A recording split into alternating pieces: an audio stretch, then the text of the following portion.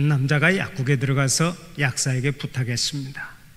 약사님, 딸꾹질이 멎는 약 좀 주십시오. 약사가 그 말을 듣고 약을 찾는 척 하더니 갑자기 남자의 뺨을 철썩 후려쳤습니다. 그리고서 희죽거리며 말했습니다. 어때요? 딸꾹질이 멈췄죠? 그러자 뺨을 맞은 남자가 약사를 빤히 쳐다보며 이렇게 말했다고 합니다. 약사님, 딸꾹질하는 사람은 내가 아니고 우리 집 마누라인데요. 번지수가 틀렸다는 얘기죠. 뺨을 치면 딸꾹질이 멎는다는 확신도 문제지만 엉뚱한 사람을 후려친 건 역시 문제입니다. 그런데 우리가 사는 세상에는 이런 실패가 많습니다. 내 나름대로 확신을 가지고 일을 수행해 가지만 그것이 알고 보면 허공을 치는 일이요 부질없는 일에 불과할 때가 있다는 얘기입니다. 그러므로 확신을 가지는 것도 중요하지만 그보다 더 중요한 것은 방향 잡기입니다. 방향을 잘 잡고 그 위에서 확신을 가지고 살아야 좋은 열매가 맺히는 것입니다. 여러분, 이단에 빠져서 신앙의 열심을 아무리 많이 낸다 한들 그것이 무슨 소용이 있습니까?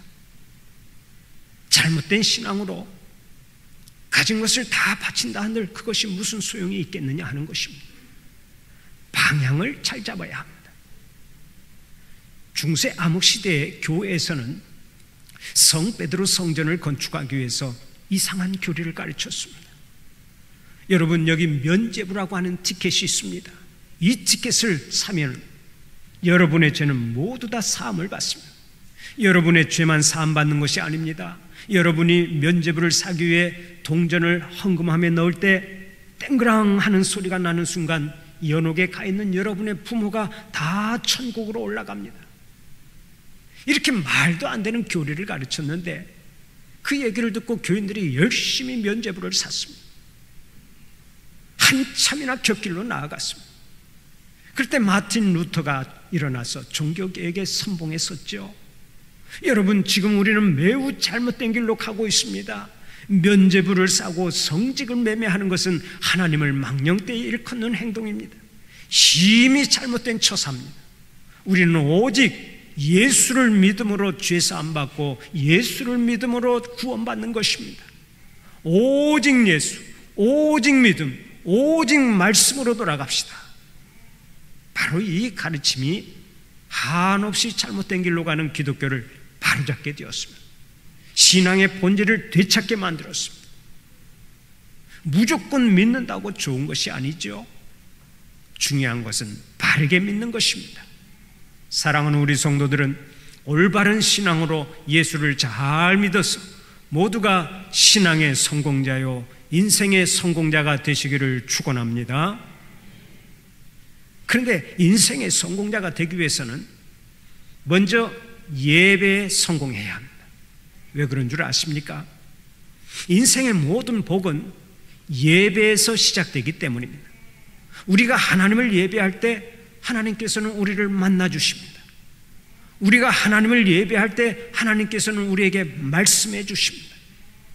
하나님을 예배할 때 우리에게 승리의 길을 가르쳐 주시고 하나님을 예배할 때 하나님은 우리의 상한 심령을 고쳐주십니다. 예배할 때 병든 육신을 새롭게 해주시고 우리에게 한없는 은혜를 내려주십니다. 그러므로 우리가 받을 수 있는 모든 복은 예배에서 비롯되는 것입니다. 이 귀한 은혜를 아는 아브라함은 항상 예배드리기를 즐거워했습니다. 가는 곳마다 제단을 쌓고 하나님을 예배했습니다. 다윗도 그랬습니다. 괴로울 때나 즐거울 때나 삶의 형편에 관계없이 언제나 예배하는 자로 살았습니다. 쉬지 않고 찬미의 제사를 드렸습니다. 이렇게 예배드리기를 즐거워했기에 아브라함은 믿음의 조상이 되고 다윗은 하나님의 위대한 종으로 쓰임받았던 것입니다. 하나님은 예배하는 자를 기뻐하십니다. 예배하는 자를 만나주십니다. 예배하는 자에게 복을 주십니다. 그러나 우리가 꼭 알아야 할 것이 하나 있습니다. 그것이 무엇인 줄 아십니까? 예배는 하나님께서 기뻐하시는 예배가 있고 기뻐하시지 않는 예배가 있다는 점이 그것입니다.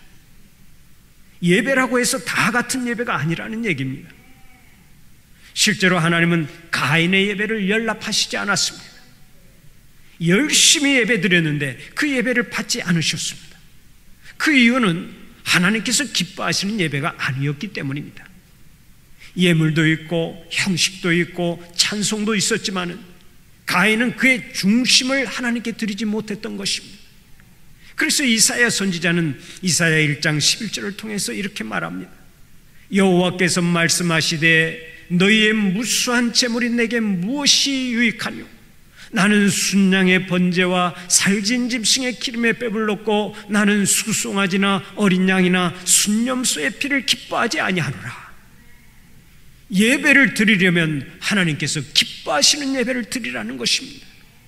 우리의 중심을 보시는 하나님은 형식적이고 습관적인 예배는 연락하시지 않습니다.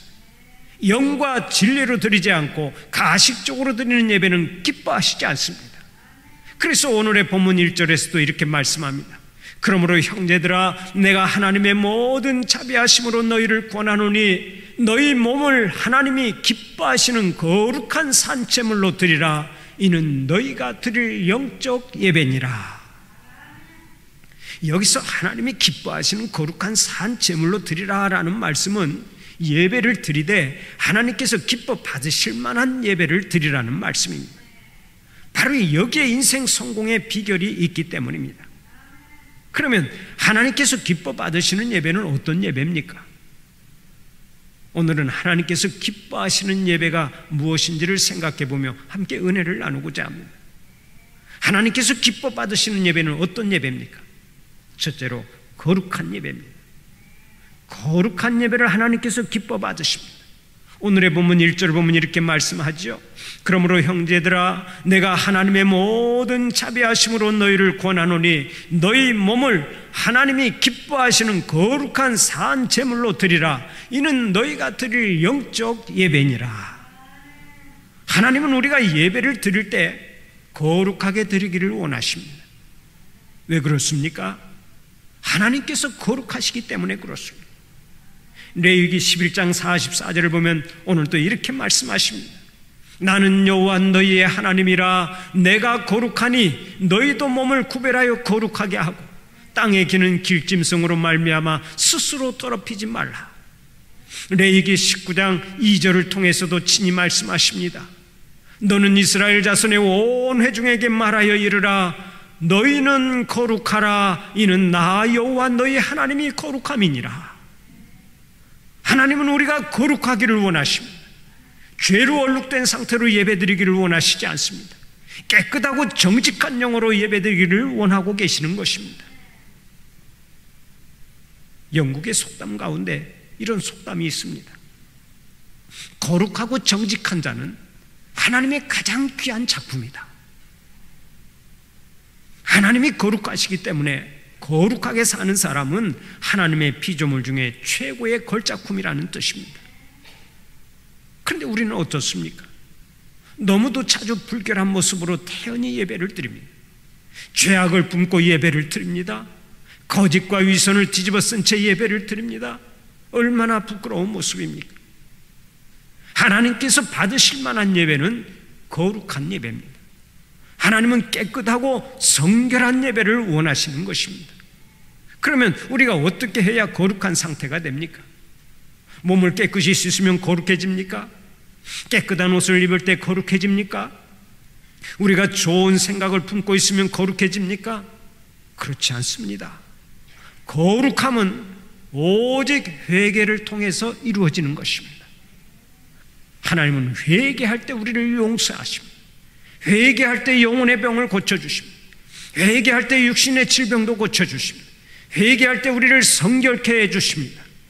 예배를 드릴 때마다 늘 부족함을 깨닫고 하나님 저는 부족합니다. 저는 연약합니다. 오늘 또 하나님의 긍휼이 필요합니다. 하나님의 도우심이 필요합니다. 하나님의 은총이 필요합니다. 하나님의 용서가 필요합니다 하고 은혜를 구하는 자에게 하나님은 반드시 은총을 베풀어 주시는 거예요. 그래서 예수님은 오늘 또 이 땅에서 우리에게 말씀하십니다. 회개하라 천국이 가까웠느니라.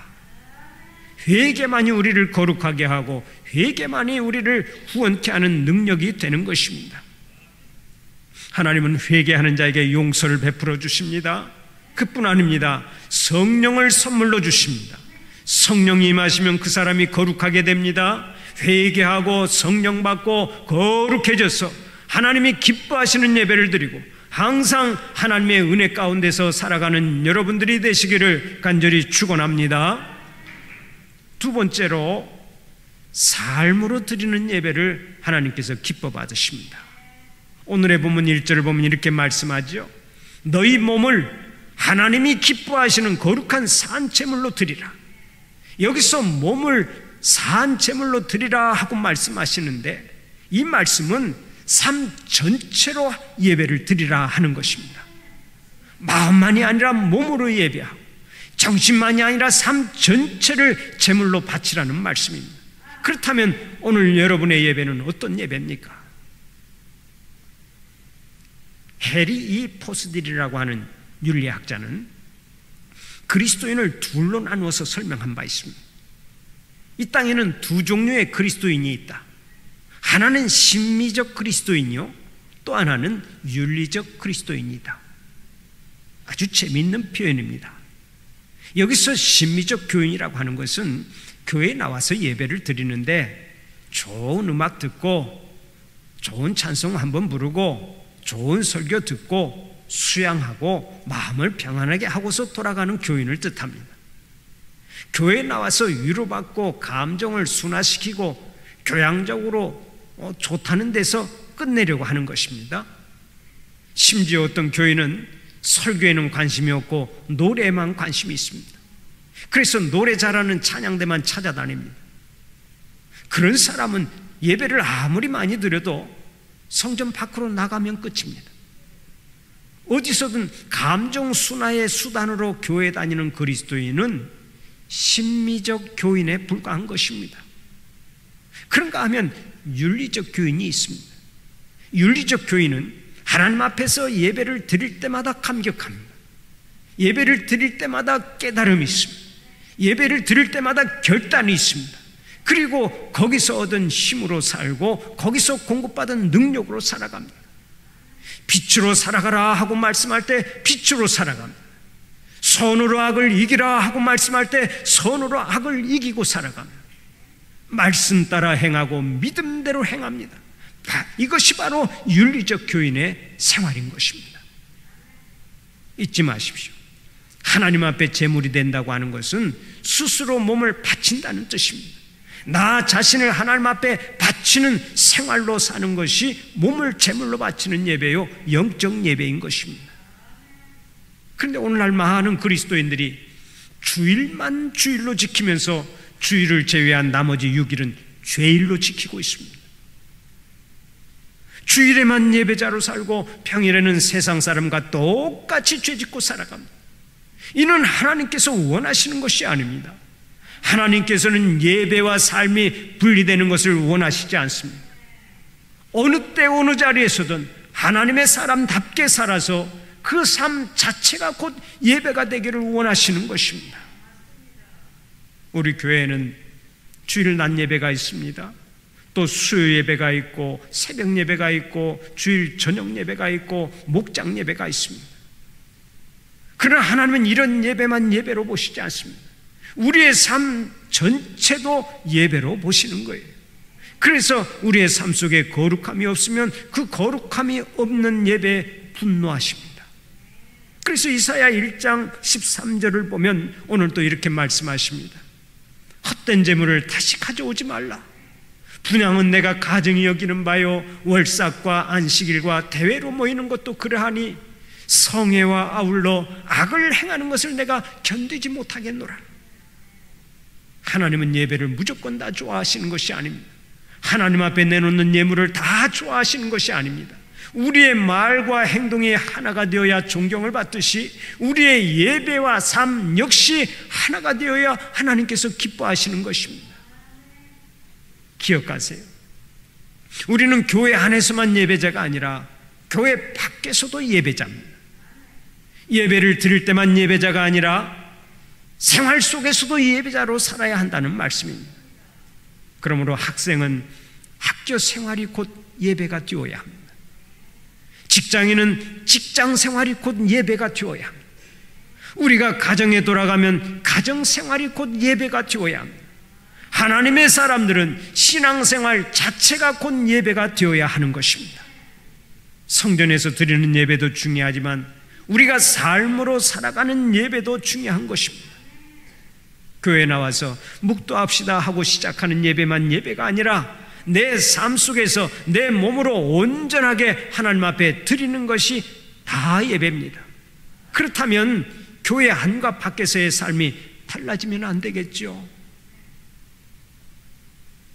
우리가 잘 아는 카멜레온은 변신의 명수입니다. 환경에 따라 기가 막히게 변신을 합니다. 카멜레온은 바위 위에 가면 바위색으로 변신하고 풀숲에 들어가면 풀색으로 변신합니다. 얼마나 옷을 잘 갈아입는지 모릅니다. 그래서 연기를 잘하는 배우를 가리켜 카멜레온 같은 배우라고 말합니다.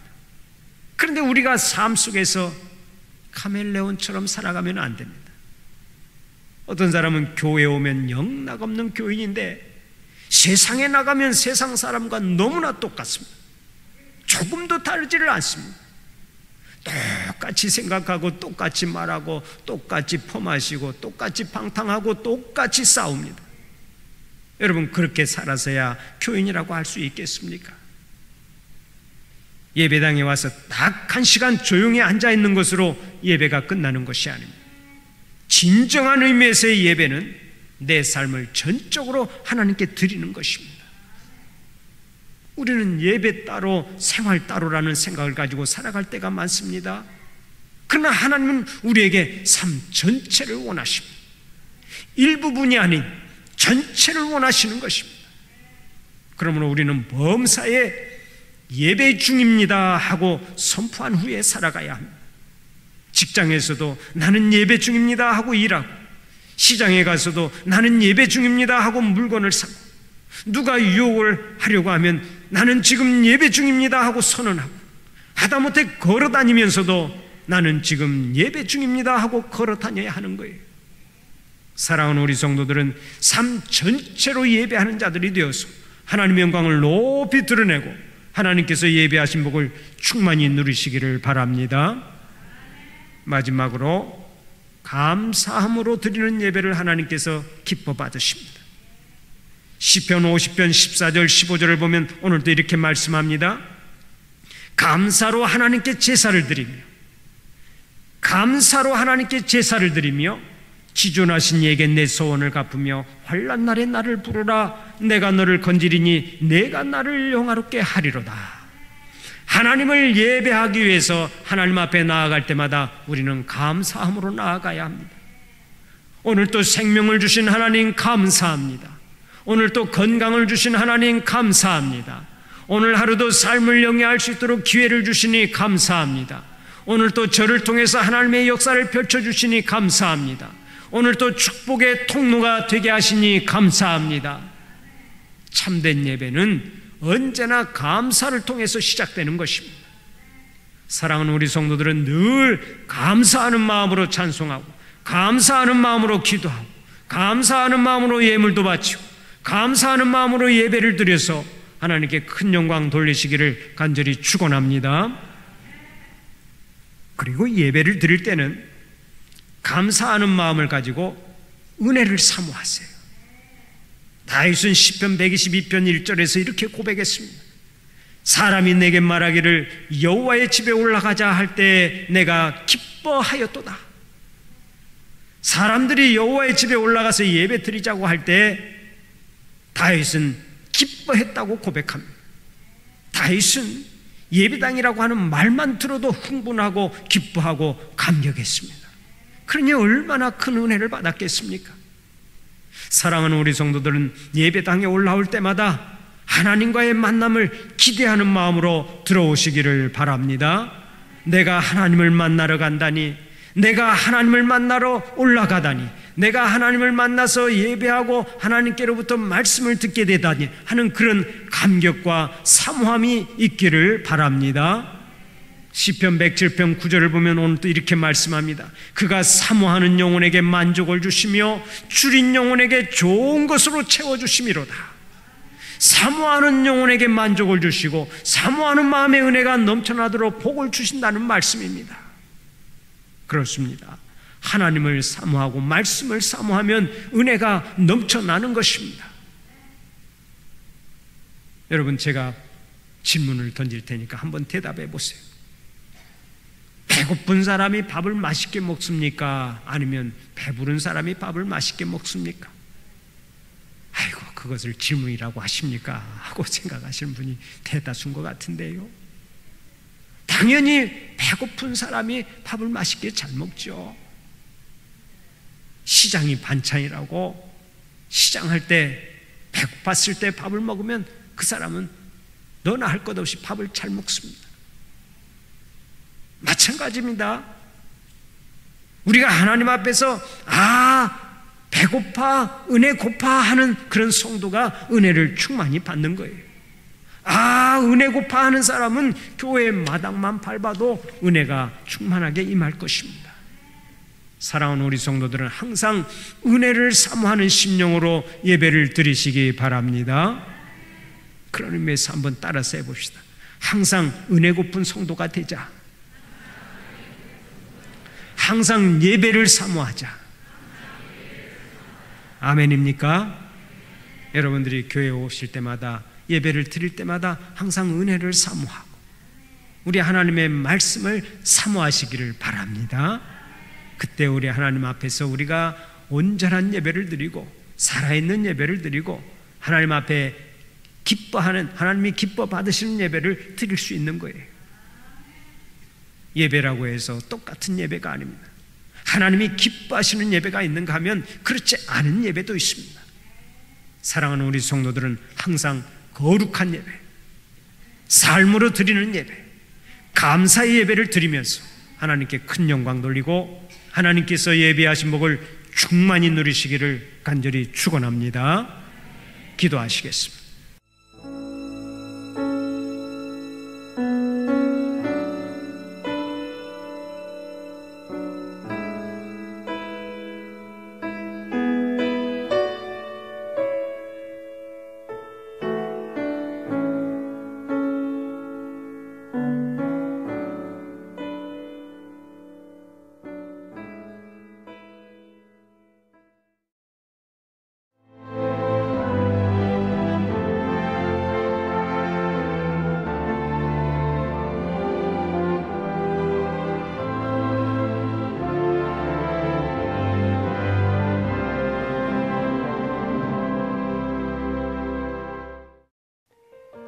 CBS를 사랑해 주시는 전남 지역 청취자 여러분, 안녕하십니까?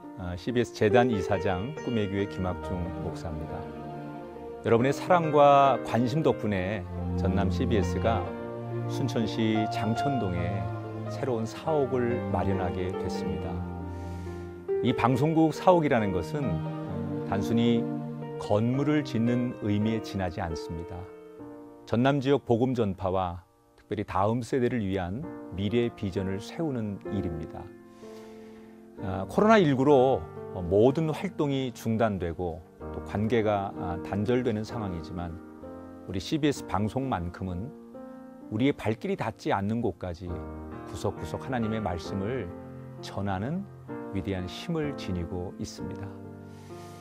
이 방송이 믿음의 반석 위에 굳건히 세워질 수 있도록 여러분들께서 벽돌 한 장 한 장씩 쌓아가는 마음으로 전남 CBS를 위해 후원해 주시고 기도해 주시기를 간곡히 부탁드립니다. 여러분의 이 작은 행함이 CBS를 통해서 교회 공동체를 회복하고 누군가의 믿음을 소생시켜 줄 굳게 믿습니다. 여러분 한 분 한 분을 축복합니다.